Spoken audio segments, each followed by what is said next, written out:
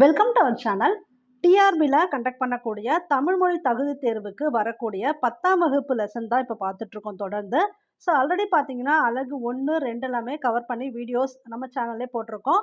நான் பிளேலிஸ்ட்டில் எங்கே இருக்குது அப்படிங்கிறத சொல்லிடுறேன். தமிழ் மொழி தகுதி தேர்வு அப்படின்னு வந்து ஒரு ஃபோல்டர் இருக்கும். அதுக்குள்ளே போனீங்கன்னா அழகு 1, 2 இதெல்லாம் வந்து கம்ப்ளீட் ஆகிற மாதிரி வீடியோஸ் இருக்குது. அழகு 3மே பாதி கம்ப்ளீட் பண்ணியாச்சு. அது கூடவே பார்த்தீங்கன்னா உங்களுக்கு டிஆர்பியில் அதாவது காலேஜ் டிஆர்பியில் இப்போ ரீசெண்டாக கண்டக்ட் பண்ண எக்ஸாம் அசிஸ்டன்ட் ப்ரொஃபஸர் எக்ஸாம் லா காலேஜுக்கு கொடுக்கப்பட்ட தமிழ் கேள்விகளுமே கொடுத்துருக்கோம் மாடலுக்காக. அது பாருங்கள், கண்டிப்பாக யூஸ்ஃபுல்லாக இருக்கும். இப்போ காலேஜ் டிஆர்பி எக்ஸாம் ப்ரிப்பேர் பண்ணுறவங்க, post graduate assistant exam prepare பண்ணுறவங்க, பிஇஓ எக்ஸாம் இவங்க எல்லாருக்குமே இந்த தமிழ் மொழி தகுதி தேர்வு 10th லெசன் தான். கண்டிப்பாக பாருங்கள், யூஸ்ஃபுல்லாக இருக்கும். இப்போ வீடியோக்குள்ளே போயிடலாம். காசி காண்டம். காசி காண்டம் எழுதினவங்க யாருன்னா அதி வீரராம பாண்டியர். இது எப்பவுமே பார்த்தீங்கன்னா உங்களுக்கு மேட்ச்சில் கேட்டுருவாங்க. காசி காண்டம் அதி வீரராம பாண்டியர். இதில் வந்து நீங்கள் எப்படி ஞாபகம் வச்சுக்கலாம் க்ளூன்னு பார்த்தீங்கன்னா, பாண்டியர் காசிக்கு சென்றார், பாண்டியர் காசிக்கு சென்றார் அப்படி ஞாபகம் வச்சுக்காங்க. காசி காண்டம் அதி வீரராம பாண்டியர். இதில் இந்த டாபிக் ஃபுல்லாகவே உங்களுக்கு வந்து விருந்தோம்பல் பண்பு தான் இருக்கும். இதில் இந்த காசி காண்டத்தில் விருந்தினனாக ஒருவன் வந்து எதிரின் வியத்தல் நன்மொழி இனிது உரைத்தல், திருந்துர நோக்கல் வருகை என உரைத்தல், எழுதல் முன்மகிழ்வன செப்பல், பொருந்து மற்றும் அவன் தன் அருகுரை இருத்தல், போமெனில் பின் செல்வதாதல், பரிந்துனன் முகமன் வழங்கல், இவ்வொன்பான் ஒழுக்கமும் வழிபடும் பண்பே. இதில் 9 பண்புகள் கொடுத்துருப்பாங்க, விருந்தோம்பல் பண்பு கொடுத்துருப்பாங்க. ஸோ இதில் ஒவ்வொரு பாட்டில் இருக்கக்கூடிய சொல்லும் பொருளும் கண்டிப்பாக தெரிஞ்சுக்கணும். முதல்ல அந்த 9 பண்பு என்ன அப்படிங்கிறத பார்த்துடலாம். விருந்தினராக ஒருவர் வந்தால், இப்போ தான் அந்த 9 பண்புகள் வந்து ஸ்டார்ட் ஆகுது. அவரை வியந்து உரைத்தல், வியந்து உரைத்தல் அது ஃபஸ்ட்டு பண்பு. நல்ல சொற்களை இனிமையாக பேசுதல், இனிய சொற்கள் அவங்க கூட பேசுறது வந்து 2வது பண்பு. முகமலர்ச்சியுடன் அவரை நோக்குதல், முகமலர்ச்சியோடு அவங்கள நோக்கணும், இது 3வது பண்பு. வீட்டிற்குள் வருக என்று வரவேற்றல், இது 4. அவர் எதிரில் நிற்றல், அவர் முன் மனம் மகிழும்படி பேசுதல், அவர் அருகிலேயே அமர்ந்து கொள்ளுதல், அவர் விடைபெற்று செல்லும் போது வாயில் வரை பின்தொடர்ந்து செல்லல், அவரிடம் புகழ்ச்சியாக முகமன் கூறி வழி அனுப்புதல், அதாவது நல்ல சொற்கள் அதெல்லாம் கூறி வழி அனுப்புதல். இதுதான் வந்து அந்த 9 விருந்தோம்பல் செய்யும் பண்பு. இலக்கண குறிப்பு பார்த்தலாம். நன்மொழி, நன்மொழி அப்படிங்கிறது பண்பு தொகை. இது எப்படி பிரியும்? நல்ல மொழி, அதுதான் நல்லங்கிறது பண்பை குறிக்கிறது. ஸோ ஒவ்வொரு பாடல்லையுமே டாபிக்ல இலக்கண குறிப்பு கொடுத்துருப்பாங்க இல்லையா, அதுவும் பார்த்துக்கணும். அப்புறம் ஜென்ரலாகவும் இலக்கண பகுதினே வரும், அதில் இருக்கக்கூடிய இலக்கண பாட்டுமே நீங்கள் வந்து தெரிஞ்சுக்கணும். இப்போ இதே கொஸ்டின் அப்படியே தான் டைரெக்டாக வரும். நன்மொழி இதற்கான இலக்கண குறிப்பு தருகன்னு கொடுத்துருவாங்க. பண்பு தொகை. வியத்தல், நோக்கல், எழுதல், உரைத்தல், செப்பல், இருத்தல், வழங்கல் இது எல்லாமே பார்த்தீங்கன்னா தொழிற்பெயர்கள். தல்விகுதி வருதுன்னு வச்சுக்கோங்களேன், அது மெயினாக தொழிற்பெயர் தான். இப்போ உரைத்தல் இருக்கு இல்லையா, உரை ப்ளஸ் தல்னு பிரியுது. அப்போ தல்லுங்கிறது விகுதி. அப்போ இந்த மாதிரி தல் விகுதி வந்தாலே தொழிற்பெயர். அது போல் கல்லும் வரும். நோக்கல், செப்பல், இருத்தல், வழங்கல், உரைத்தல், வியத்தல் இது எல்லாமே தொழிற்பெயர்கள். இதில் சொல்லும் பொருளும் கொடுத்துருக்காங்க பாருங்க. அருகுற, அருகில் இது மேட்ச்சில் கேட்டுருவாங்க. அருகுற, அருகில் அப்படி கிட்டத்தட்ட அந்த டேர்ம் வந்து ஒன்றா தான் வருது, அதனால் இது குழப்பம் இருக்காது. முகமன் இது வந்து மறக்கக்கூடாது. ஒருவரை நலம் வினவி கூறும் விருந்தோம்பல் சொற்கள். முகமன்னா நலம் வினவி கூறும் விருந்தோம்பல் சொற்கள் தான் முகமன். பகுபத உறுப்பிலக்கணம் ரேராக பார்த்தீங்கன்னா உங்களுக்கு பகுபத உறுப்பிலக்கணம் கேட்பாங்க. இந்த உரைத்த எப்படி பிரியுதுன்னா, உரை ப்ளஸ் இத்து ப்ளஸ் இத்து ப்ளஸ் அ இதை பிரிக்கிறோம். உரைங்கிறது பகுதி, எப்போவுமே இந்த ஃபஸ்ட்டு பார்ட் இருக்கு இல்லையா அது வந்து பகுதி, லாஸ்ட் பார்ட் இருக்கு இல்லையா அது வந்து விகுதின்னு வரும். அதில் அது வந்து பெயரச்ச விகுதியா வினையச்ச விகுதியாங்கிறது அந்த டேர்மை பொறுத்து மாறும். அதுவும் நான் உங்களுக்கு ஈஸியாக சொல்லிடுறேன். இப்போ இதை பிரிக்கிறோம். உரைனா பகுதி, இத்துனா சந்தி இடையில வருது இல்லையா அது சந்தி.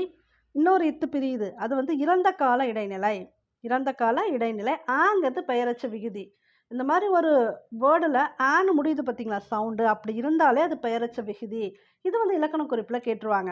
உரைத்த இலக்கண குறிப்பு தருக அப்படின்னு கொடுத்துட்டாங்கன்னா, இது நீங்கள் அந்த ஆன் சவுண்டு வருது இல்லையா அதை வச்சு இதுக்கு நீங்கள் வந்து ஆன்சர் பண்ணிடலாம். பெயரச்ச விகுதி. அடுத்து வருக, இது எப்படி பிரியுது? வா இல்லைன்னா வரு வரும் ப்ளஸ் கான் வந்தாலே வியங்கோல் வினைமுற்று விகுதி. இது இலக்கண குறிப்பில் வரக்கூடியது. வாங்கிறது பகுதி. சரிங்களா, இதில் 2 தான் இருக்குது, பகுதியும் விகுதியும் தான் இருக்குது. அப்போ விகுதி வந்து என்னது? வியங்கோல் வினைமுற்று விகுதி. அப்போ வருக அப்படின்னா இலக்கண குறிப்பு என்னன்னு கேட்பாங்க. வருக, தருக இதெல்லாம் வந்துச்சுனாலே அதுக்கு என்ன இலக்கண குறிப்பு வரும்னு பார்த்தீங்கன்னா வியங்கோல் வினைமுற்று விகுதி. இதுவுமே ஞாபகம் வச்சுக்காங்க. ஒப்புடன் முகமறந்தே உபசரித்து உண்மை பேசி உப்பிலா கூழிட்டாலும் உண்பதே அமிர்தமாகும். ஒப்புடன் முகமலர்ந்தே, முகமலர்ச்சியோட உபசரித்து உண்மை பேசி, உபசரிக்கணும், உண்மையை பேசணும். உப்பிலா கூழிட்டாலும், உப்பில்லாத கூழ் கொடுத்தா கூட உண்பதே அமிர்தமாகும். சாப்பிடும்போது அவங்களுக்கு அமிர்தம் மாதிரி இருக்கும். முப்பழமோடு பால் அன்னம், 3 பழவகை இருக்கு இல்லையா, அதோட பால் அன்னம் கொடுத்தாலும் முகம் கடுத்து இடுவாராயன். முகம் சிடுசிடுத்து, அந்த விருந்தோம்பல் பண்பே இல்லாமல் கொடுக்கும்போது சிடுத்துக்கிட்டா அதை முகம் கடுத்து இடுவாராயின். கப்பிய பசியினோடு கடும் பசி ஆகும்தானே. அப்போ உங்களுக்கு இன்னும் பசி தான் எடுக்கும். இந்த சாப்பிட்ட அந்த ஃபீல் கூட ஆகாது. இது வந்து எந்த பாடலில் இருக்குன்னு கேட்பாங்க. விவேக சிந்தாமணி. இந்த பாக்ஸ் கொஸ்டின் அப்படிங்கிறதுனால என்ன சொல்ல வரேன்னா, நீங்கள் அதை வந்து தெளிவாக ஞாபகம் வச்சுக்கணும். அப்போ இந்த பாடல் வரிகள் கொடுத்துருவாங்க. ஒப்புடன் முகமலர்ந்தே உபசரித்து உண்மை பேசுன்னு கொடுத்து இந்த லைன் வந்து எந்த பாடலில் வருது அப்படின்னு கேட்பாங்க. விவேக சிந்தாமணி. ஸோ இப்போ நம்ம விவேகத்தோட உணவு கொடுக்கணும் அப்படி கூட ஞாபகம் வச்சுக்காங்க. இது ஃபுல்லாகவே எப்படி வருது, உணவு விருந்தோம்பல் பண்புலே எப்படிலாம் நம்ம வந்து விருந்தோம்பல் கொடுக்கணுங்கிறத சொல்கிறாங்க இல்லையா. அப்போ விவேக சிந்தாமணி. காசி நகரத்தின் பெருமையை கூறுகிற நூல் காசி காண்டம். எப்போவுமே அந்த ஆத்தர் பற்றிய டீட்டெயில்ஸ் நீங்கள் தெரிஞ்சு வச்சுக்கணும். அதுலேருந்து கண்டிப்பாக கேள்விகள் வரும். இது இப்போ எந்த நகரம், காசி நகரத்தை பற்றி குறிக்கக்கூடியது தான் காசி காண்டம்.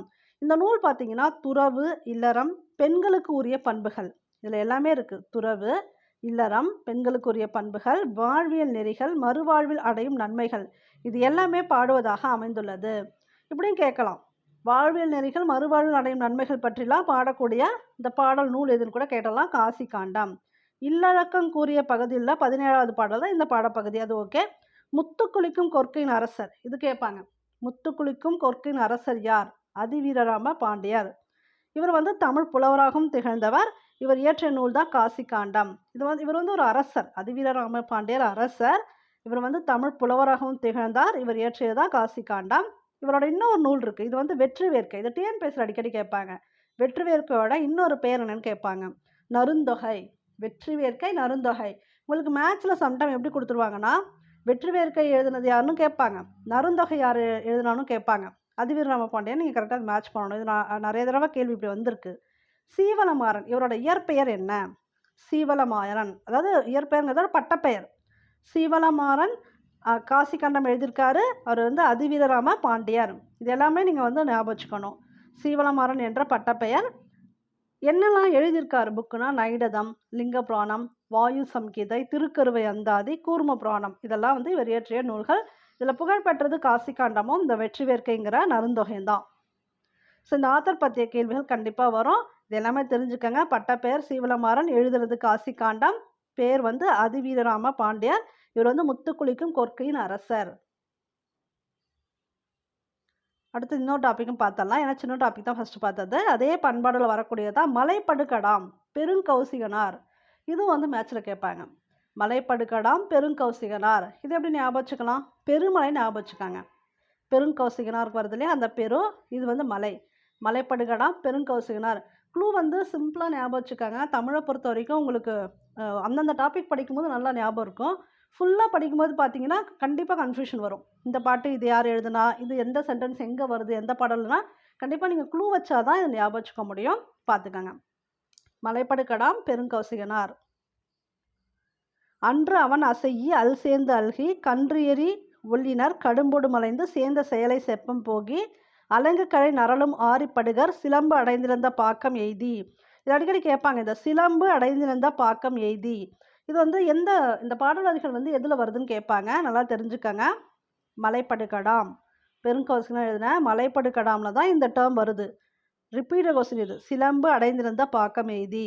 நோனா செருவின் வலம்படு நோல்தால் மானா விரல்வேல் வயிறியும் எனினே நும்மில் போல நில்லாது புக்கு கிழவிற் போல கேளாது கெழுகி சேட்புலம்பு அகல இனிய கூறி பருவுக்குறை பொழிந்த நெய்க்கன் வேவையோடு குருவுக்கன் இரடி பொம்மல் பெருகுவேர். இந்த சென்டென்ஸ் கடைசி சென்டென்ஸ் ஞாபகம் வச்சுக்காங்க. இதுவும் கேட்டிருக்காங்க. பருவுக்குறை பொழிந்த நெய்க்கன் வேவையோடு குருவுக்கன் இரடி பொம்மல் பெருகுவேர். இந்த லைன் எதில் வருதுன்னு கேட்டாலும் மலைப்படுகடாம் தான். இதுக்கு மீனிங் புரிஞ்சுக்கிட்டிங்கன்னா உங்களுக்கு ஈஸியாக இருக்கும். ஏன்னா பாட்டாக பார்க்கும்போது டஃப்பு. ஏன் நான் வந்து இப்போ பாட்டும் படித்து காட்டுறேன்னா உங்களுக்கு பாடல் வரிகளே கேட்குறாங்க. 10th மட்டும் தான் உங்களுக்கு மெயின் சிலபஸ் அப்படிங்கிறதுனால டிஆர்பி பொறுத்த வரைக்கும் இதில் பாடல் வரிகள் கொடுத்து இது எங்கேருந்து வருதுன்னு கேட்குறாங்க. அதனால தான் பாட்டு படிச்சுட்ருக்கேன். தேவைன்னா நீங்கள் பாஸ் பண்ணி கூட படிச்சுக்காங்க. அசையி, அசையி அப்படின்னா இலைப்பாரி. இதே அசைக்கு வந்து இலக்கண குறிப்பு கேட்குறாங்க அப்படின்னா இதுவுமே ஞாபகம் வச்சுக்காங்க. அதாவது ஈன் முடியுது இல்லையா, இது வந்து என்ன வரும்னா அசை ஈ அப்படின்னா சொல்லிசை அளபடை. ஈனாலே சொல்லிசை அளபடை. எழுதி வச்சுக்கோங்க க்ளூக்கு. ஈ சொல் அப்படின்னு கூட ஞாபகம் வச்சுக்கோங்க. ஈ சொல் மறக்கவே மறக்காது. ஸோ ஈன்னு முடிஞ்சாலே சொல்லிசை அளபடை. சரி, இப்போ அசைனா மீனிங் பார்த்தலாம். இலைப்பாரி. கடும்பு, கடும்புனா சுற்றம். இதை எப்படி ஞாபகம் வச்சுக்கலாம்? சுற்றத்தார் மேக்ஸிமம் கடுமையாக தான் இருக்காங்க. அப்படி ஞாபகம் வச்சுக்கோங்க. கடும்பு சுற்றம். ஆரி அருமை. வைரியம் கூத்தர்.